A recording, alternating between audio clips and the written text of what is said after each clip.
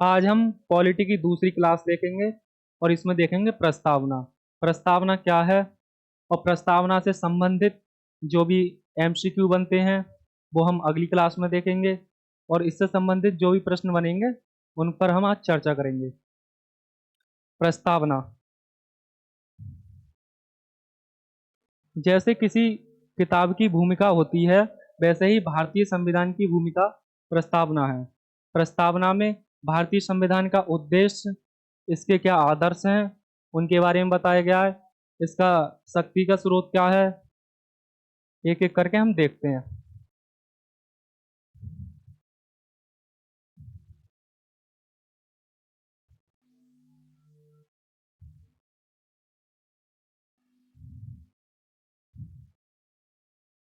प्रस्तावना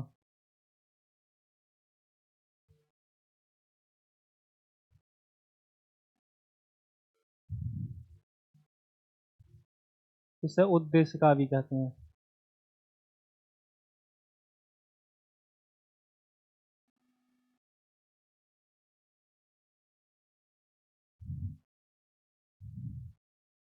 प्रस्तावना जो है वो भारतीय संविधान की भूमिका है।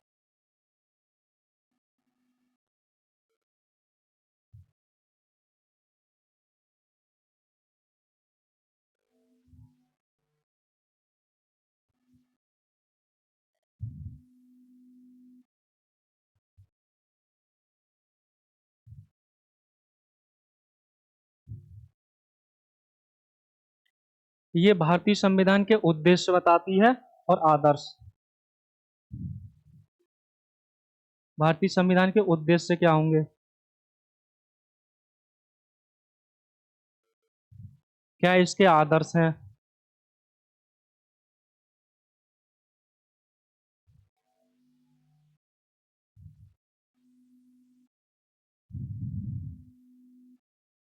13 दिसंबर 1946 को जो हमारी संविधान सभा गठित हुई थी, तो पंडित जवाहरलाल नेहरू ने एक प्रस्ताव पास किया था। ये तारीख थी 13 दिसंबर 1946 और ये प्रस्ताव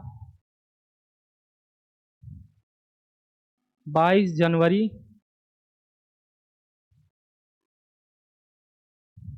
1947 को पास हो गया।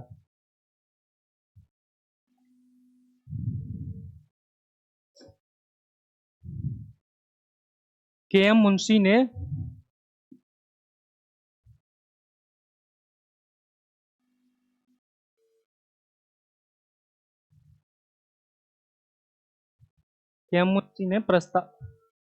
प्रस्तावना को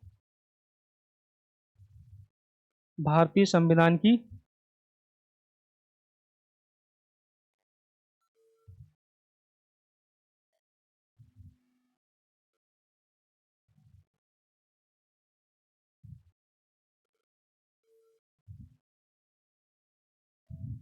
जन्म पत्री कहा है।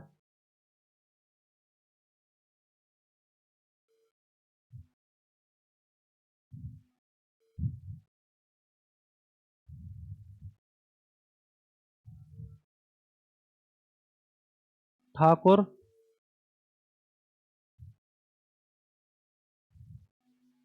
भार्गव दास ने संविधान की आत्मा कहा है।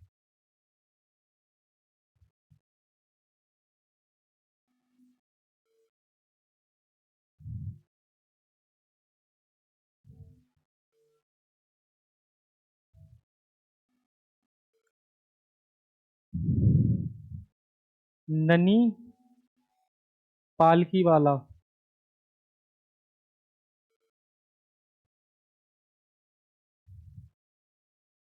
इन्होंने परिचय पत्र, संविधान का परिचय पत्र।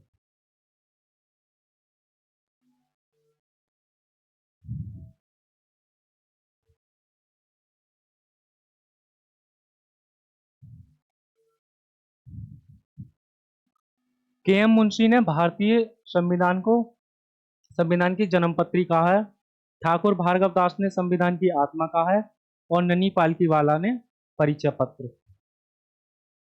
न्यायमूर्ति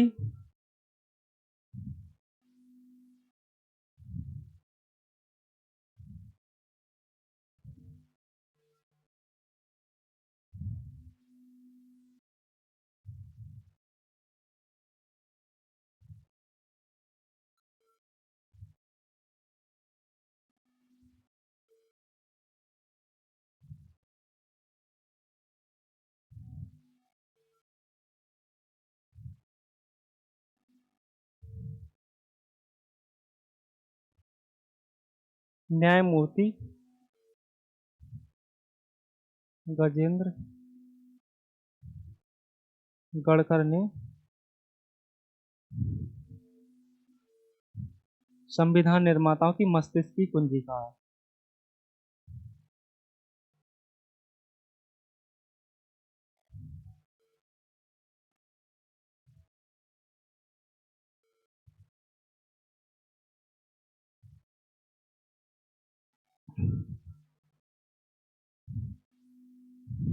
के एम मुंशी ने भारतीय संविधान को जन्मपत्री कहा है। ठाकुर भार्गव दास ने संविधान की आत्मा कहा है। ननी पालकीवाला ने परिचय पत्र और न्यायमूर्ति गजेंद्र गड़कर ने संविधान निर्माताओं की मस्तिष्क की कुंजी कहा है। अब हम प्रस्तावना देखते हैं। प्रस्तावना में क्या है? हम भारत के लोग भारत को एक संपूर्ण प्रभुत्व संपन्न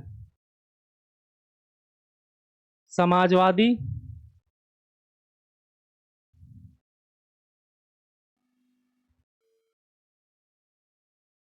पंथनिरपेक्ष लोकतंत्रात्मक गणराज्य बनाने के लिए यह शक्ति के स्रोत प्रभुत्व संपन्न समाजवादी पंथनिरपेक्ष लोकतंत्रात्मक गणराज्य बनाने के लिए तथा उसके समस्त नागरिकों को सामाजिक आर्थिक और राजनीतिक ये तीन तरीके के न्याय हैं विचार अभिव्यक्ति विश्वास धर्म और उपासना की स्वतंत्रता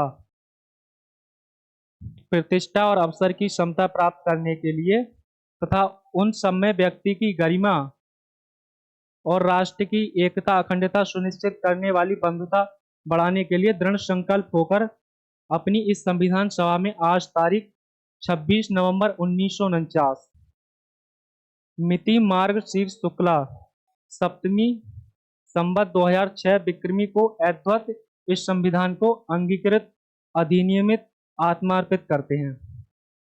26 नवंबर 1949 को भारतीय संविधान सभा ने इसे स्वीकार किया था और ये है विक्रम संवत की तिथि मिति मार्गशीर्ष शुक्ला सप्तमी संवत 2006। तो हम देखते हैं भारतीय संविधान के बारे में कुछ और जानकारी।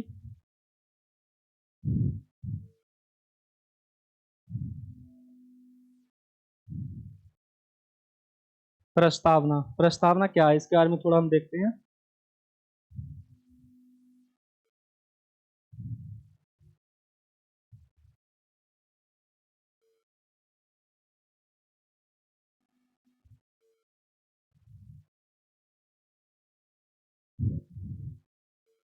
प्रस्तावना जो है शक्ति का स्रोत है।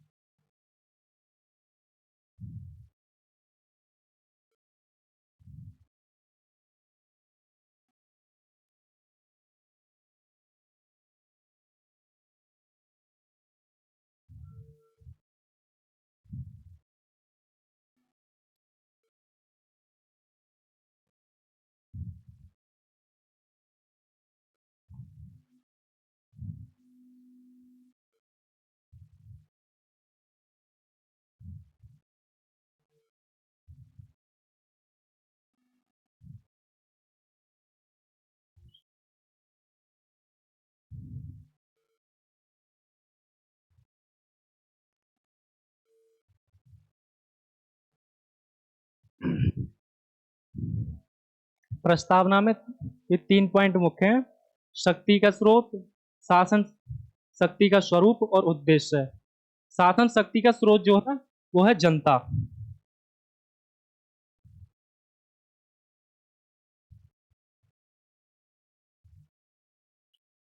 क्योंकि हमारे यहाँ पर संसदीय प्रणाली है और जो प्रतिनिधि चुना जाता है वो जनता के द्वारा चुना जाता है। और फ्रांस का एक दार्शनिक हुआ रूसो, उसकी एक पुस्तक है सोशल कॉन्ट्रैक्ट।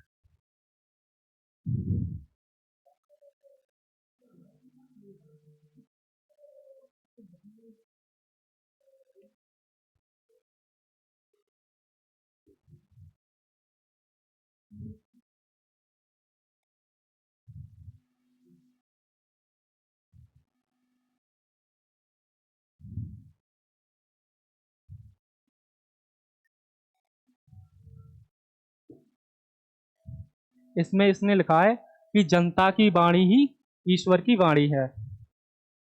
जनता की वाणी ही ईश्वर की वाणी है।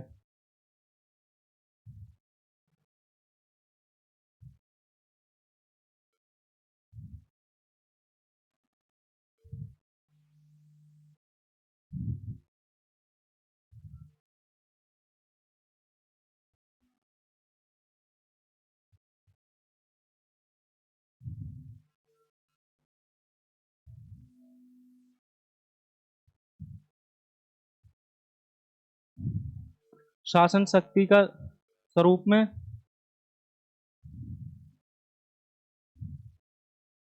संपूर्ण प्रभुत्व संपन्न,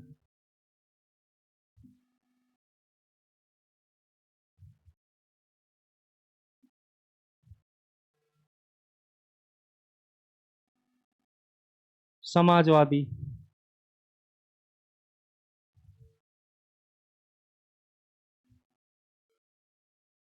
पंथ निरपेक्ष,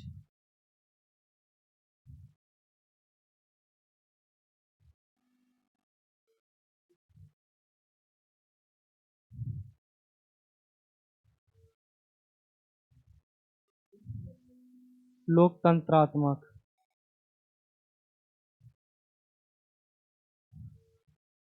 और इसके उद्देश्य क्या है? शासन शक्ति का स्वरूप है संपूर्ण प्रभुत्व संपन्न, समाजवादी, पंथ निरपेक्ष, लोकतंत्रात्मक। और शक्ति का स्रोत जो है वो है जनता।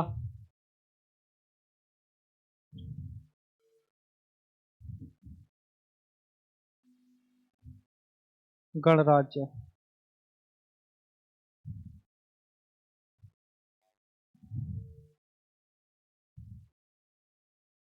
इसका उद्देश्य है न्याय,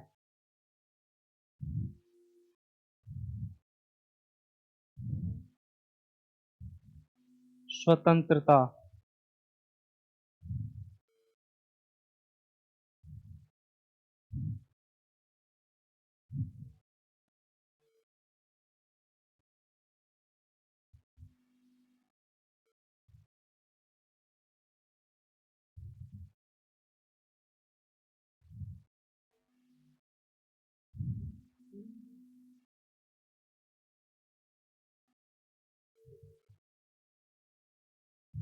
प्रतिष्ठा, एकता, अखंडता,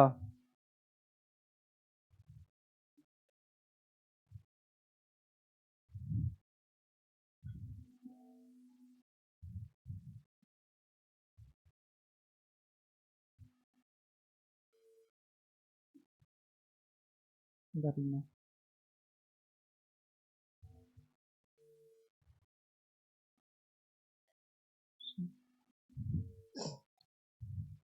प्रस्तावना में शक्ति का स्रोत है जनता और शक्ति का स्वरूप है संपूर्ण प्रभुत्व संपन्न, समाजवादी, पंथ निरपेक्ष और लोकतंत्रात्मक गणराज्य। उद्देश्य है इसका न्याय, स्वतंत्रता, प्रतिष्ठा, एकता, अखंडता, गरिमा, समता। अब हम इन्हें एक एक करके इन सभी शब्दों के बारे में जानेंगे। संपूर्ण प्रभुत्व संपन्न, इसका मतलब है कि कोई भी देश जो अपने आंतरिक और बाह्य मामलों में निर्णय स्वयं लेता हो। जैसे भारत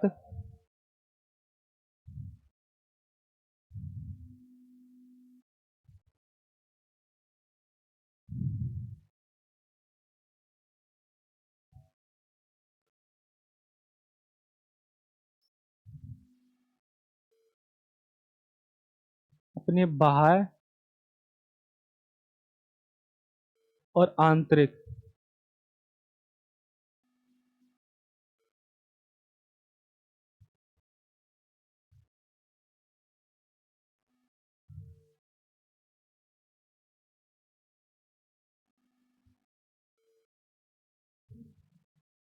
आंतरिक मामलों में निर्णय जो है स्वयं लेता है।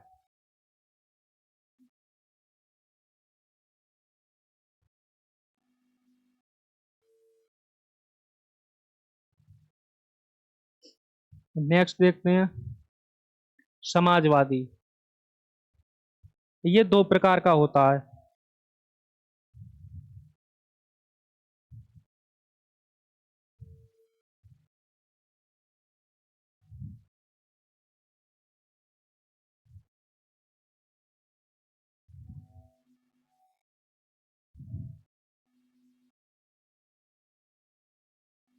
समाजवाद या साम्यवाद।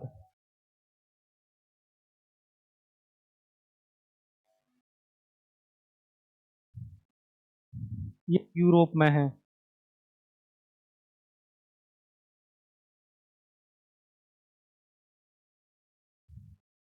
और जो भारत में जो है वो है लोकतंत्रात्मक समाजवाद।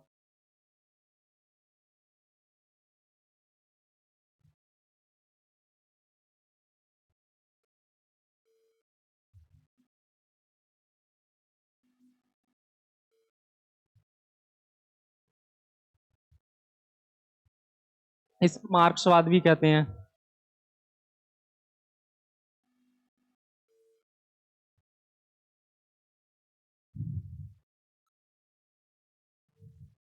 समाजवाद दो तरह का होता है, जिसे यूरोप में मार्क्सवाद कहते हैं, और भारत में जो समाजवाद है वो लोकतंत्रात्मक समाजवाद है।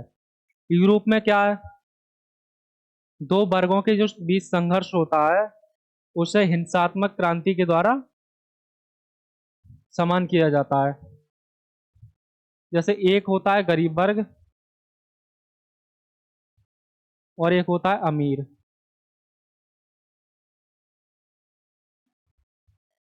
इन दोनों को समान करने के लिए हिंसात्मक क्रांति की जाती है। हिंसात्मक साधन का प्रयोग किया जाता है। भारत एक लोकतांत्रिक देश है, तो इसमें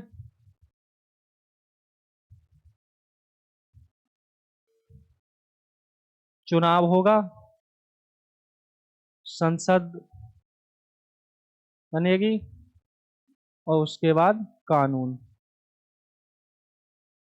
भारतीय समाजवाद के बारे में डीएस नकारा केस में इसकी व्याख्या की गई है।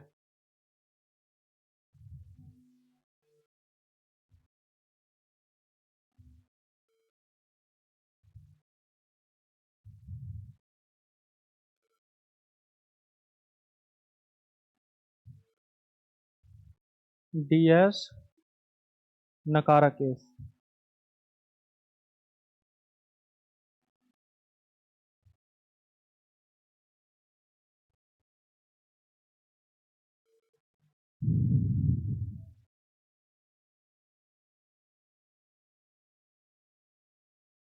डीएस नकारा केस में बताया गया कि संपत्ति का सामाजिकरण होगा और समानता होगी, मजदूर और वंचित वर्ग का कल्याण और शोषण विहीनता।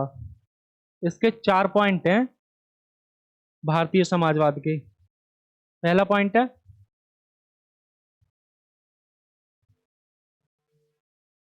भारतीय समाजवाद।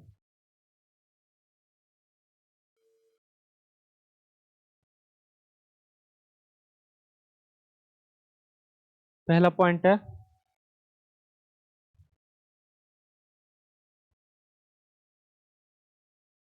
संपत्ति का सामाजिकरण।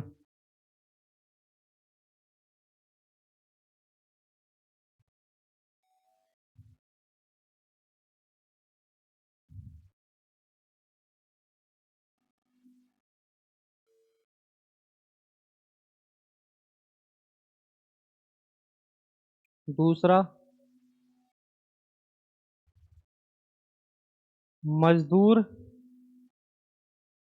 और वंचित वर्ग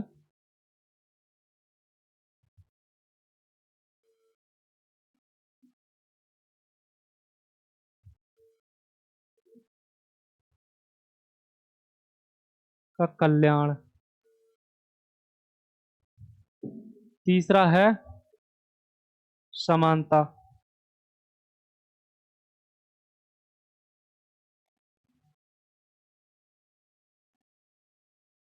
चौथा है शोषण विहीनता।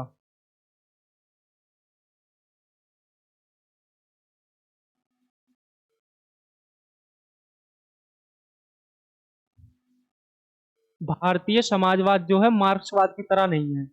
इसमें वर्ग संघर्ष नहीं होता, ये लोकतंत्रात्मक संसदीय प्रणाली पर आधारित है। और जो भारतीय समाजवाद की व्याख्या डीएस नकारा केस में की गई है, इसमें पहला है संपत्ति का सामाजिकरण, दूसरा मजदूर और वंचित वर्ग का कल्याण, और समानता और शोषण विहीनता। ये जो व्याख्या की गई है,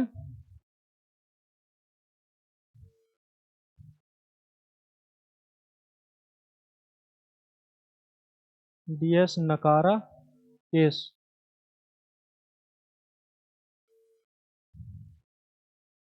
यहाँ से एक क्वेश्चन बन सकता है कि भारतीय समाजवाद की व्याख्या कौन से केस में की गई है, तो वो की गई है डीएस नकारा केस में। और इसमें ये 4 पॉइंट हैं। पहला पॉइंट है संपत्ति का सामाजिकरण, दूसरा है मजदूर और वंचित वर्ग का कल्याण, तीसरा है समानता, चौथा है शोषण विहीनता। पंथ निरपेक्ष। पंथ निरपेक्ष से तात्पर्य है कि भारत एक ऐसा राज्य है एक ऐसा देश है जिसका कोई राजकीय धर्म नहीं है।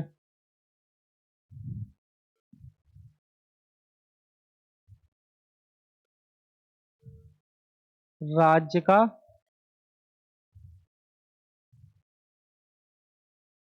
कोई राजकीय धर्म नहीं है।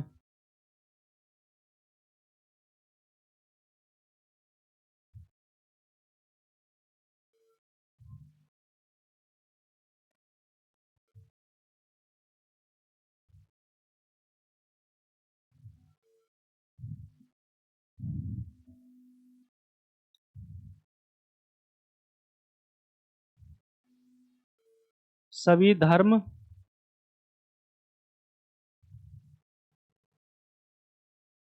समान है और राज्य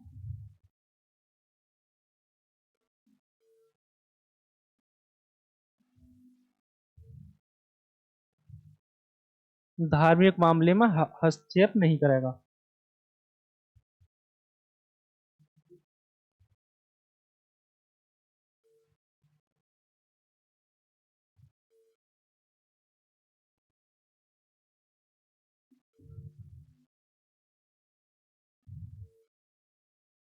इसमें क्या है कि राज्य का कोई राजकीय धर्म नहीं है, सभी धर्म समान है, और राज्य धार्मिक मामलों में हस्तक्षेप नहीं करेगा।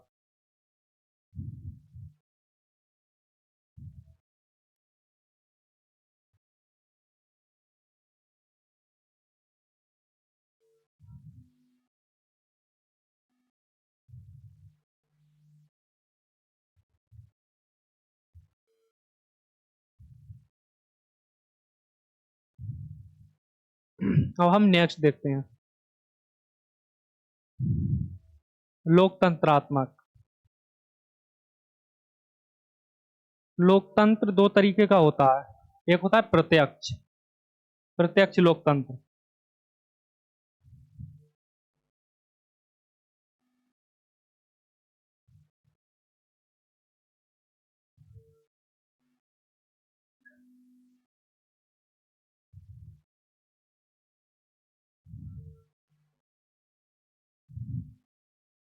प्रत्यक्ष लोकतंत्र।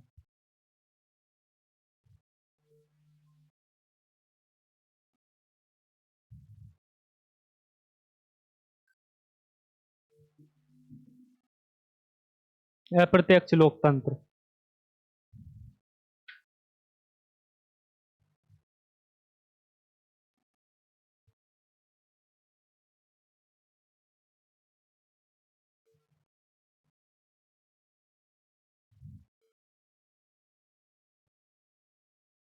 प्रत्यक्ष लोकतंत्र में जो शासन होता है वो सीधे जनता के हाथों में होता है। शासन जो होगा वो जनता के हाथों में होगा। अप्रत्यक्ष लोकतंत्र दो तरीके का होता है। पहला होता है संसदीय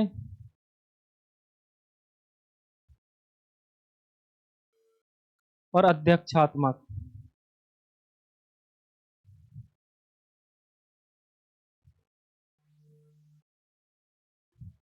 संसदीय है भारत का और यूके का, यह है यूएसए का। लोकतंत्र जो होता है वो दो तरीके का होता है। एक होता है प्रत्यक्ष लोकतंत्र जो जनता के द्वारा होता है, और अप्रत्यक्ष लोकतंत्र। इसमें क्या होता है, अप्रत्यक्ष लोकतंत्र इसे इसलिए कहा जाता है कि शासन जो है सीधे जनता के हाथों में ना होकर जनता अपने प्रतिनिधि को चुनती है। इस प्रकार ये अप्रत्यक्ष लोकतंत्र है। भारत में संसदीय प्रणाली है तो हमारे यहाँ पर संसदीय लोकतंत्र है, और यूके में भी, यूएसए में अध्यक्षात्मक प्रणाली है। लोकतंत्र, लोकतंत्र की एक परिभाषा है जनता के द्वारा जनता पर शासन। ये परिभाषा दी थी अब्राहम लिंकन ने।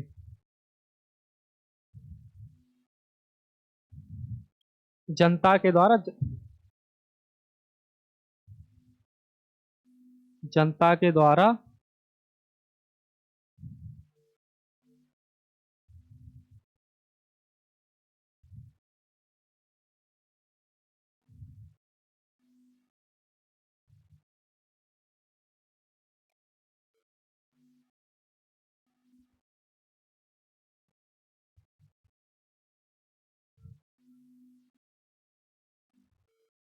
ये दी थी अब्राहम लिंकन ने।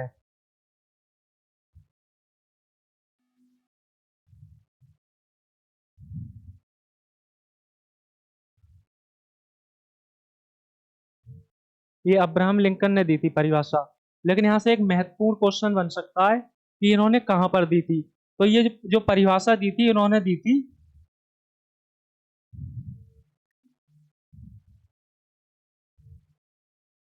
गेट्सबर्ग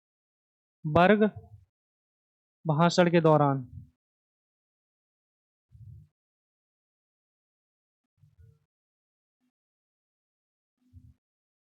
लोकतंत्र की जो परिभाषा दी थी वो दी थी अब्राहम लिंकन ने, ये जनता वाली, और गेट्सबर्ग भाषण के दौरान दी थी। यहाँ से ये एक इंपॉर्टेंट क्वेश्चन बन सकता है। अब हम नेक्स्ट देखते हैं, गणराज्य। गणराज्य का अर्थ होता है कि भारत में जो भी प्रतिनिधि होगा, जो भी चुना जाएगा, वो वंशानुगत ना होकर उसे भारत की जनता द्वारा चुना जाएगा। जैसे जो भी प्रतिनिधि होगा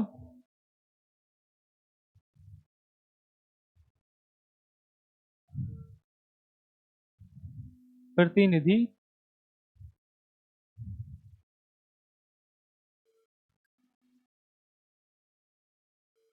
वंशानुगत ना होकर उसका चुनाव किया जाएगा। ये वंशानुगत नहीं होगा, इसे जनता के द्वारा चुना जाएगा।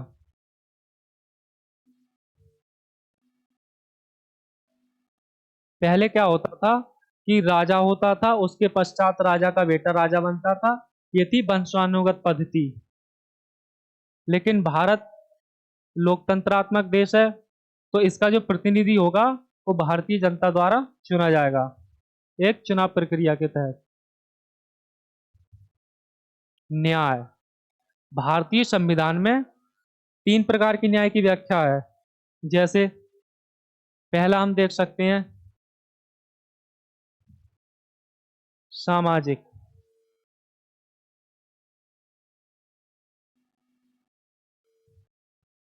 दूसरा हम देख सकते हैं आर्थिक। तीसरा राजनैतिक। भारत में जो भारतीय संविधान में 3 प्रकार के न्याय दिए गए हैं, पहला है सामाजिक, दूसरा है आर्थिक, तीसरा है राजनीतिक। तो इससे एक क्वेश्चन बन सकता है कि भारतीय संविधान की प्रस्तावना में धार्मिक न्याय है। भारतीय संविधान की प्रस्तावना में धार्मिक न्याय नहीं है, लेकिन ये धार्मिक न्याय जो आएगा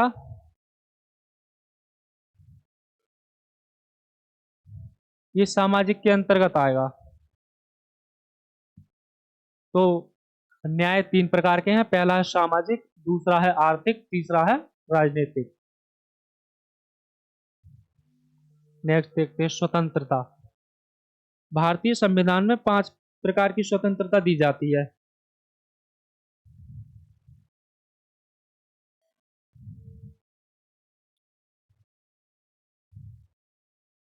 विचार की स्वतंत्रता, अभिव्यक्ति की स्वतंत्रता,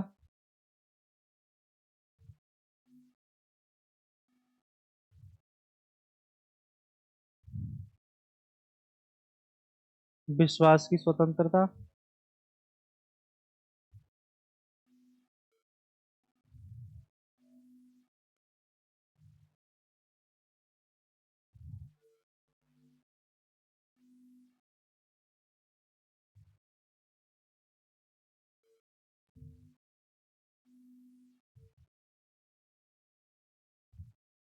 उपासना की स्वतंत्रता, और नेक्स्ट क्या है?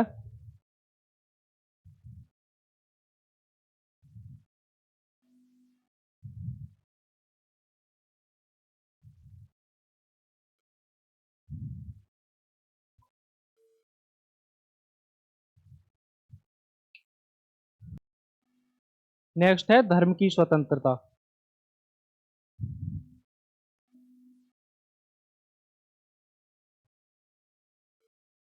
तो विचार की स्वतंत्रता होती है कोई भी विचार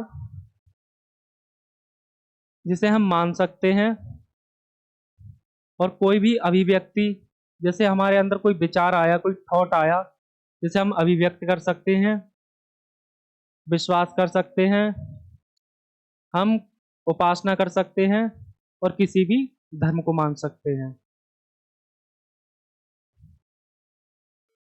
समानता।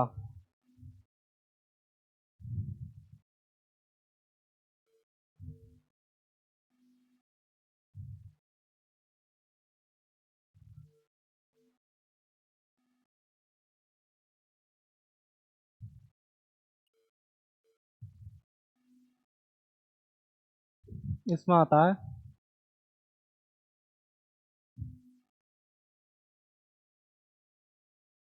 था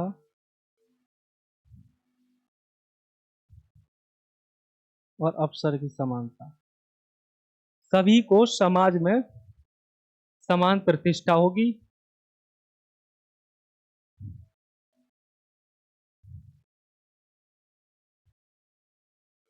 समाज में सभी को समान प्रतिष्ठा होगी।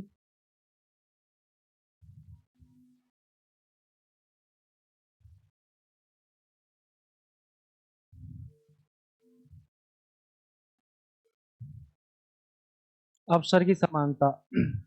अपना भविष्य में आगे बढ़ने के लिए सभी को समान अवसर की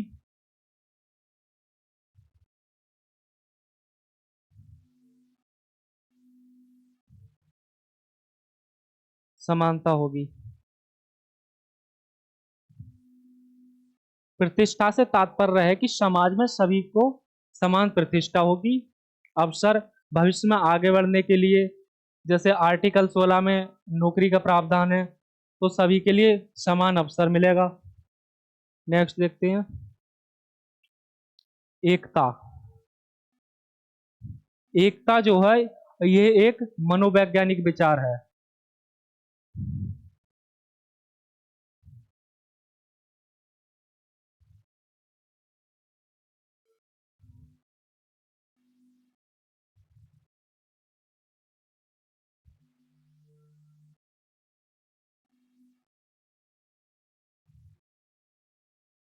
भारत में रहने वाले सभी, जैसे धर्म, समुदाय,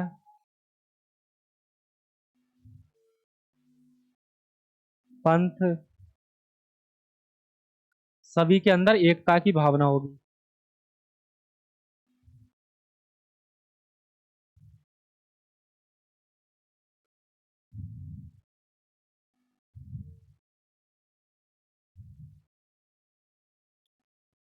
एकता एक मनोवैज्ञानिक विचार है जिसके अंतर्गत देश में रहने वाले सभी नागरिक, सभी धर्म, सभी समुदाय एकता की भावना से रहेंगे। और अखंडता,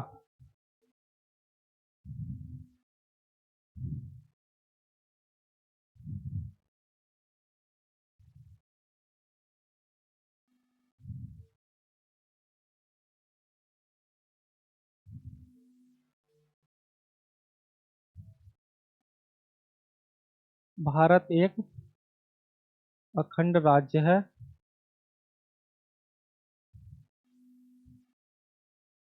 व्यक्ति की गरिमा,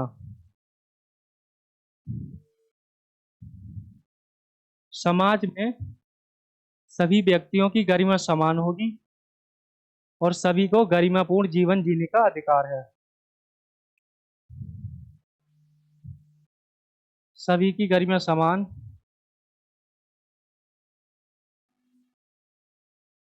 और सभी को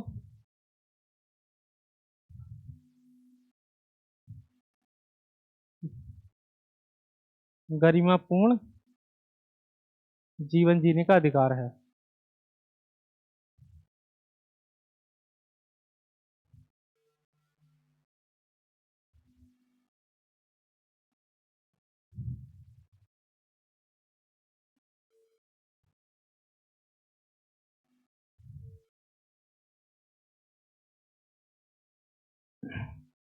तो हम एक बार इसका रिवीजन कर लेते हैं। प्रस्तावना, प्रस्तावना इसे उद्देश्य का भी कहते हैं। ये भारतीय संविधान की भूमिका है। इसमें भारतीय संविधान के उद्देश्य तथा आदर्श दिए हैं। 13 दिसंबर 1946 को पंडित जवाहरलाल नेहरू ने एक भूमिका संविधान सभा में पेश की थी, और जो जिसे 22 जनवरी 1947 को पास कर दिया गया। एक क्वेश्चन और,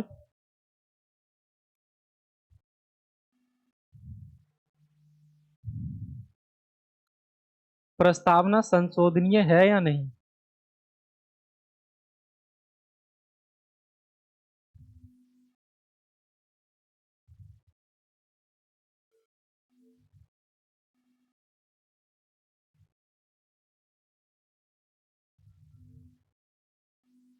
इसे हम देखेंगे कि प्रस्तावना संशोधनीय है या नहीं। इसमें सबसे पहला आता है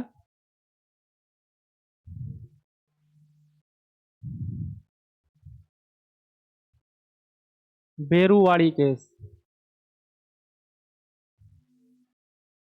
बेरू 1960।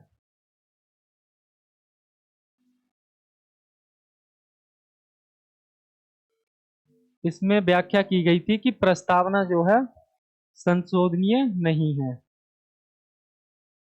इसके पश्चात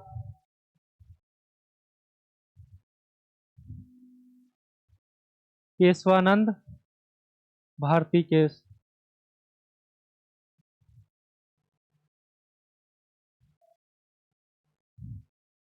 इसमें कहा गया था संशोधनीय है।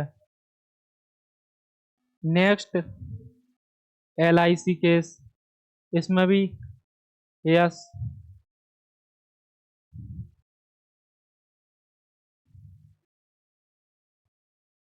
मिनर्वा मिल्स केस, इसमें भी यस। SR बॉम्बई केस,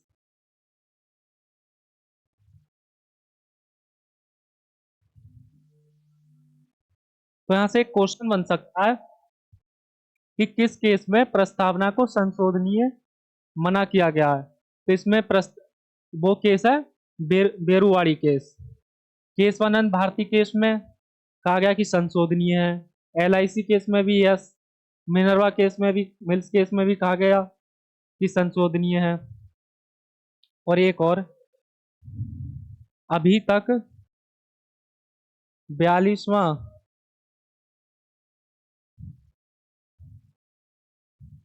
संविधान संशोधन के तहत अभी तक प्रस्तावना में एक बार संशोधन हुआ है।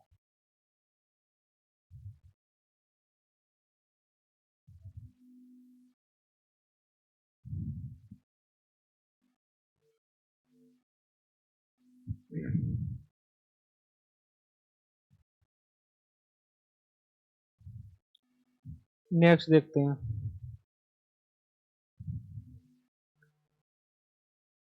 प्रस्तावना, प्रस्तावना में शक्ति का स्रोत जनता को बताया गया है और शासन शक्ति का स्वरूप है संपूर्ण प्रभुत्व संपन्न समाजवादी पंथ निरपेक्ष लोकतंत्रात्मक गणराज्य। इसका उद्देश्य है, स्रोत है इसकी जनता, और शक्ति का स्वरूप और इसका उद्देश्य है न्याय, स्वतंत्रता, प्रतिष्ठा, एकता, अखंडता, गरिमा और समता।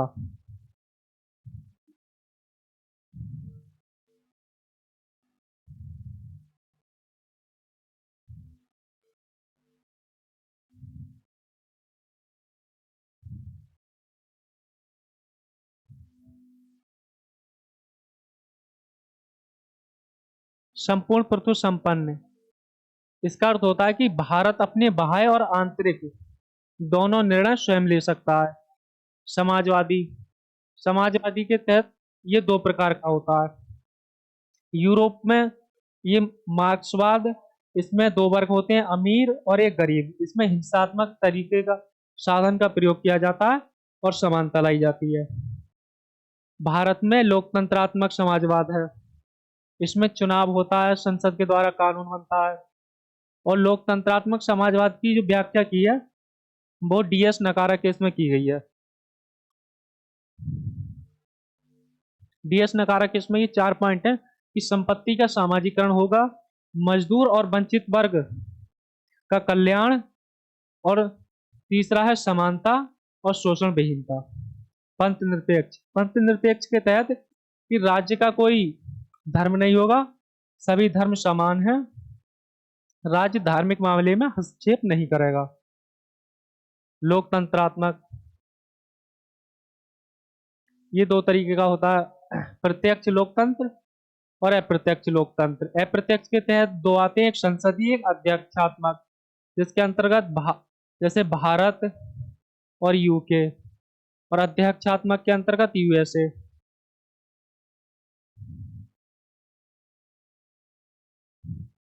जो लोकतंत्र की परिभाषा दी थी जनता के द्वारा जनता के लिए शासन, ये दी थी अब्राहम लिंकन ने, और ये इन्होंने परिभाषा दी थी गेटसबर्ग भाषण के दौरान।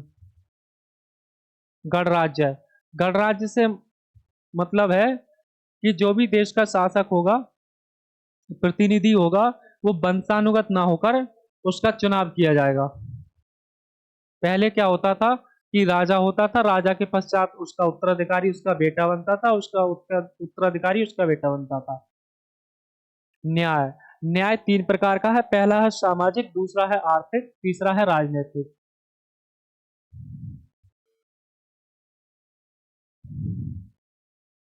स्वतंत्रता, ये 5 प्रकार की होती है कि किसी विचार को मानने या ना मानने का अधिकार, अभिव्यक्ति हम किसी भी बात को रख सकते हैं, विश्वास कर सकते हैं, किसी की भी उपासना कर सकते हैं और किसी भी धर्म को मान सकते हैं।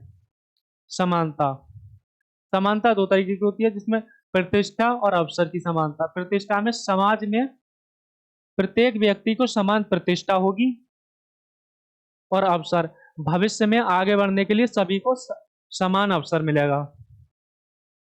एकता ये मनोवैज्ञानिक विचार है। भारत में रहने वाले सभी नागरिकों के अंदर एकता की भावना होनी चाहिए, अखंडता। इसके अंतर्गत भारत एक अखंड राज्य है। नेक्स्ट देखते हैं, व्यक्ति की गरिमा। सभी नागरिकों को, सभी व्यक्ति को गरिमापूर्ण जीवन जीने का अधिकार है। आज के लिए बस इतना ही। कल हम इससे संबंधित जो भी एमसीक्यू बनते हैं, जो भी क्वेश्चन बनते हैं, उसकी एक सीरीज लेकर आएंगे, और कल हम एक एक क्वेश्चन जो प्रस्तावना से संबंधित होंगे उन्हें हम सॉल्व करेंगे। धन्यवाद।